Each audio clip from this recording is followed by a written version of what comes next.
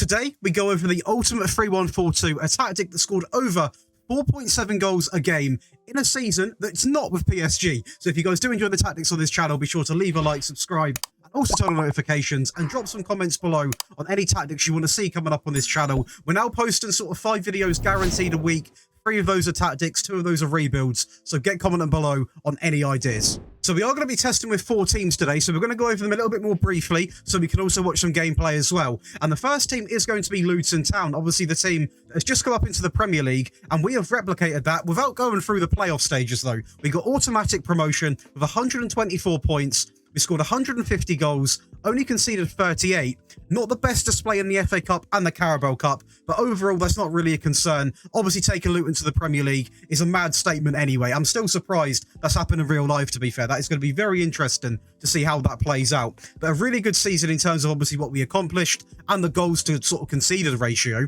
Going over to the team stats, we're going to have the most points per game at 2.7, most goals at 150, most shots for at 925, most clean sheets at 27, and also the fewest conceded coming in at 38. So a really good season in terms of not only, you know, some of the actual sort of goal stats, conceded stats, but also just getting shots on goal, which obviously is a big part of actually scoring the goals, and a really good defensive display here as well. We're going to look at the data hub now as well, and we're going to be looking at 3.26 goals per game, a conceded of 0.83, and a pass completion of 84.73. So again, this is not really a tiki-taka based tactic, so I wouldn't worry too much on that. The whole point of this tactic is really to be quite defensively solid, but also be very, very attacking. And it probably is one of the best attacking formations we have made over on this channel. As you can see, also averaging around over 20 shots a game, which is quite a lot. We then go over to Altay, obviously over in Turkey, a team that are predicted to finish 17th. And we have come out and sort of flipped that script and actually won the league. Now, what we're doing in this video is getting the 2 sort of worser teams done at the start, just so you guys can see some underdog teams, and then we're going to go on to the better teams. But to clarify, the 4.7 goals per game team is not going to be with a powerhouse, which I know is quite surprising. But 120 goals scored over in Turkey, only 29 conceded. There are a fair few red cards over in this one, way more than the rest of them, so I wouldn't really make it a concern. I will go over how you can make the tactic a little bit more disciplined as you break down the tactic a little bit later on in the video. But overall, a really good season over in Turkey. Obviously, 120 goals is quite an impressive amount as well. 29 conceded, so we can't really complain too much. Also winning the league over the likes of some really dominant teams here, to be honest. Going over the team stats, we're going to be looking at some really good ones going in our favour, 4 going in our favour on this occasion. Most points per game at 2.67, most goals at 120, fewer shots at 325, and also the most shots at 685. In terms of possession, he actually did have quite an impressive stat line over in this division, and that differs from whatever league you guys decide to play in. But it's not really possession focused, but I do like to show you when it does do well, and obviously however it does genuinely, just so you can get a brief understanding if you are a sort of possession head and love to play that way. In terms of the data hub, we are going to be looking at 3.33, all of the threes coming in goals per game, conceded at 0.81, still maintaining roughly that 20 shots per game mark. This one actually coming in at just over 19. And to be fair, the pass completion, not half bad. When it starts getting into the 70s, like the 78, 79s, that's when I'm looked to improve stuff. But still, considering we're not creating the perfect chances all the time, that's not a worry at all. We're then going to go over and test with Sparta Prague, obviously over in the Czech First Division, and we were successful in that as well, winning it quite convincingly, as you can see here, over Slavia Prague. We also won the FA Cup, the Czech FA Cup that is, against Slavia Prague as well. Really did have their number this year. We had 100 points in the division compared to them coming in with 78. We scored 165 league goals, only 23 conceded, and only the 1 red card. So clearly that last season was a little bit of a reckless season. A few players putting in some dodgy challenges. It sometimes happens.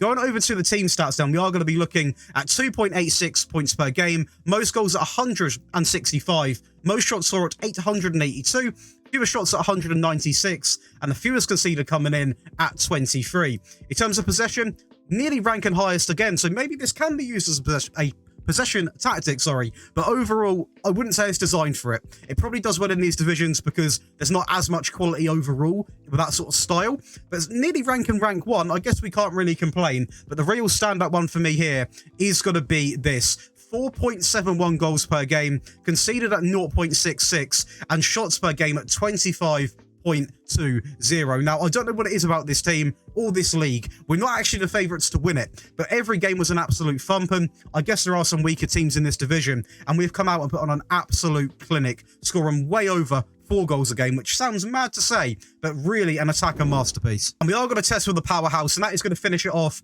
with PSG. Obviously, over in France, we won the Champions League against Liverpool, the French League, the French Cup against Monaco, the Trophy de Champion against FC Nantes. We scored 154 league goals, only 26 conceded, and picking up 0 red cards. In terms of the league table, very one-sided, 101 points compared to Marseille with 80, going to be Lille coming in with 70, and then obviously Lyon with 61. So a real convincing season in terms of the trophies we've won, the goals we've scored, and also obviously the points we've picked up from doing that over in the league as well. In terms of the team stats, you can see right off the bat, 60% possession over in France, most points per game at 2.66, most goals at 154, fewer shots at 259, most shots at 962, and on this occasion also picking up 26 on the fewest conceded, and also the most clean sheets coming in at 20.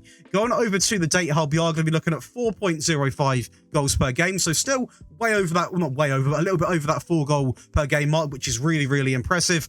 25.32 shots, which I think is one of the highest we've actually seen. Quite a decent pass completion, and the real good standout one is 0.68. Now, I know we've seen on this channel 0.4s, 0.3s, but this isn't designed to be a defensive tactic, really. So as long as we're conceding under a goal a game, that was really the main aim, because we are going to be scoring 3+ easily, if not 4 per game every single game. I think it's only right we actually look at one of the cup finals that we tested with Sparta Prague, because we had such a good season obviously with this team, and it's going to be a 4-0 win in the FA Cup final against obviously Slavia Prague. Some great play there, build up. It's going to be Kutcher who does finish it off inside of 12 minutes. A very positive start into the cup final, and we actually go and score pretty much right after as well. Some great passing in the midfield. Kutcher picks it up, a great overlap and run into Jankto, who takes a touch and drives it into the near post. You see how good we are building that play up so quickly as well. Overlap and runs causes so many issues. As we build up from the back there, a little bit more direct this time, over into Kutcher, who gets ahead of a goer,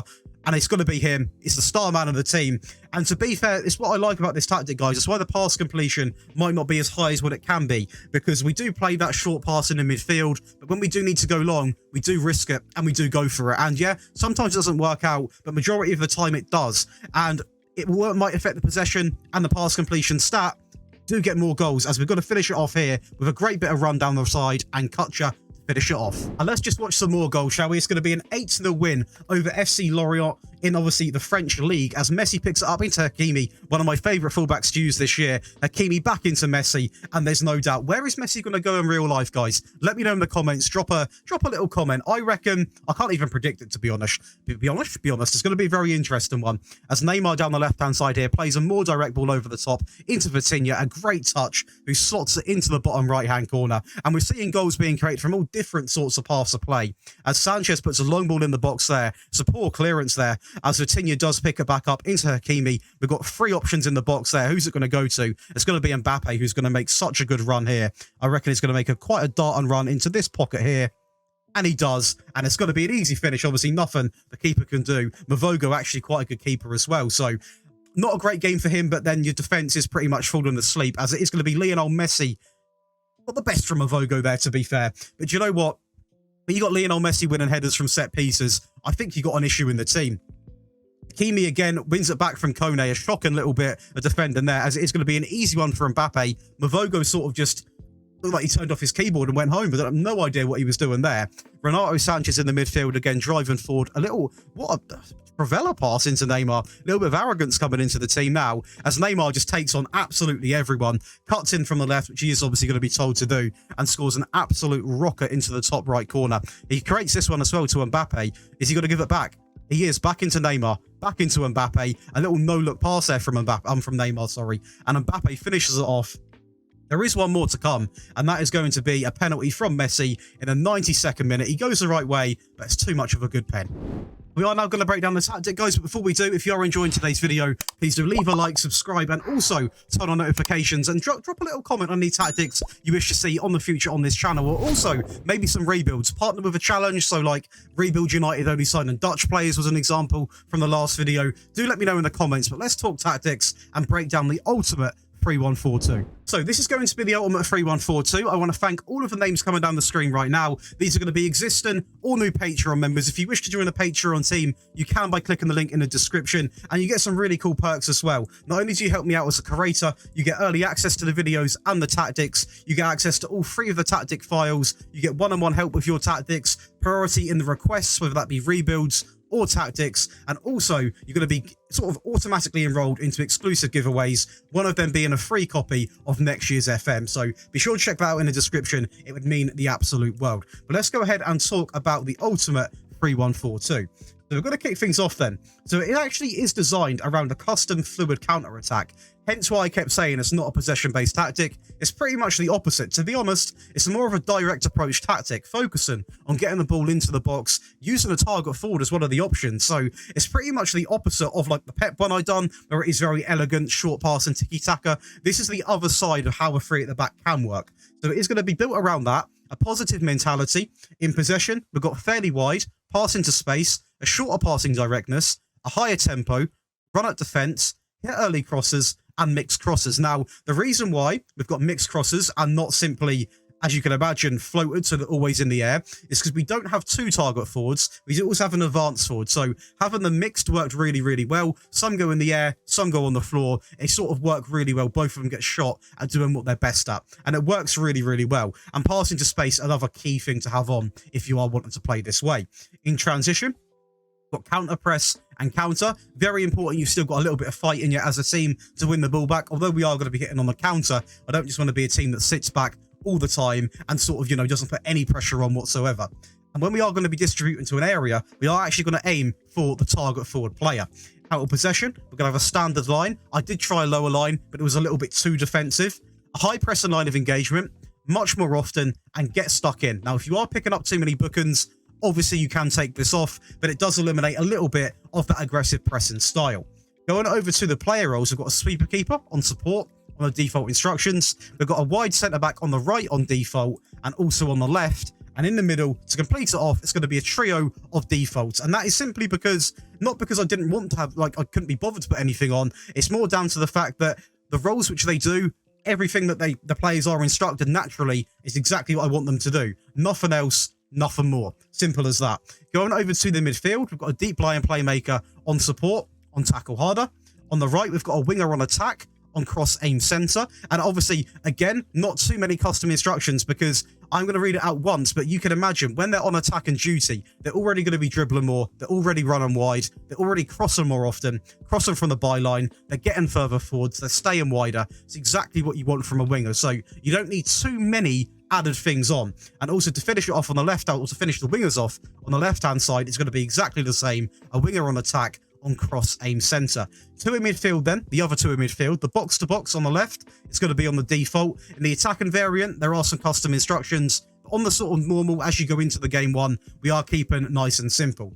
Then a Metzala on support, on dribble more, shoot less often, and also close down more. Then we go up to the 2 up top. We're going to have a target forward on attack, on hold up ball and dribble less, so the default, and the advanced forward on attack, on shoot more often. This guy is essentially going to be the sort of hold-up player. He's going to wait until these wingers obviously do overlap, or to play it through to the advanced forward. But not only that, he will chip in with the goals, he'll win the knockdowns. He's a really good role to use in this game. And that is going to be the default version broken down. Of course, we're going to have the attacking variant, and also the defensive one to talk about, which you are now going to get into. So, the attacking variant. Now, there's not too much you can change because there's already quite an attacking tactic. I don't want to go overkill and absolutely make it unusable by making it too attacking. But one of the key changes obviously is going to be done in the mentality. But some of the sort of team changes, player instructions are going to be done purely with these 2 here. So the box-to-box now is simply told to get further forwards. He is going to be a lot more sort of attacking minded, not as restricted, and we'll give you another player in the box when you are desperate to get a goal. And then the Metzala actually goes to attack, still on the same instructions or the custom ones, but a few more added ones in from switching it from support to attack. And that's going to be the team instructions. That's all the changes in that.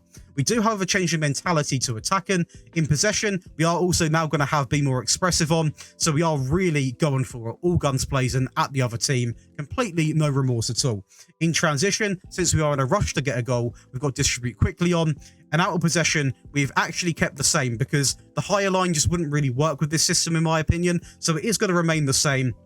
So not too many changes. There's a lot more in the defensive variant, which we're going to talk about right now. But yeah, as you can see, with the defensive variant, there's quite a few changes. So we are going to talk about it in depth. This is really a solid defensive tactic to seal out the games when you are possibly leading by a goal, or maybe even two, but you sort of rest some players, not press as much, and just, so sit back and just accept it a little bit, to be fair. So we are going to remain pretty much the same in these ones here. The deep lying playmaker drops to defend on tackle harder. We opt for 2 defensive wingers on support, and they're simply on the defaults, but you can get the crosses aimed at the centre. Now, I understand not everyone has defensive wingers, so you can just carry on using normal supportive wingers if you wish to, but if you can, I would opt for having the defensive wingers because they essentially are fullbacks, and it works really, really well.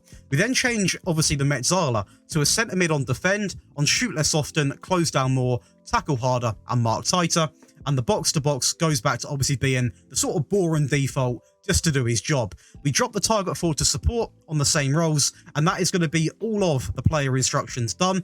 Going over to the team instructions, the mentality drops to balanced. In possession, we have actually got the time wasting set to frequently. We've taken off the be more expressive. Now, we have actually kept that high and pressing style. So what I said literally about 20 seconds ago about, dropping off a little bit more, it's more of the fact that when you get the ball, you are going to be time wasting, running the clock down is what I was trying to get out there.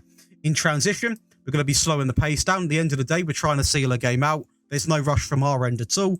And out of possession, we have actually taken the get stuck in off because we are happy not to rush into too many challenges and just see where it goes, because we are trying to waste as many opportunities as we can get. Now, obviously, you could argue, obviously, with get stuck in on, you are going to attract more fouls and stuff like that, which obviously gives an opportunity to time waste more. So I'll let you guys be the judge of that, because that could also work. But that is going to be 3 variants of the ultimate 3-1-4-2 broken down. A really good formation this year, in my opinion. Obviously, we used it with Pep before, and this one, in my opinion, is even better. A little bit different, but, in my opinion, scores more goals, so it's better. But that is going to be it for today's video, guys. If you have enjoyed, be sure to leave a like, subscribe, and I'll see you boys on Monday for what is going to be a rebuild with Leeds United.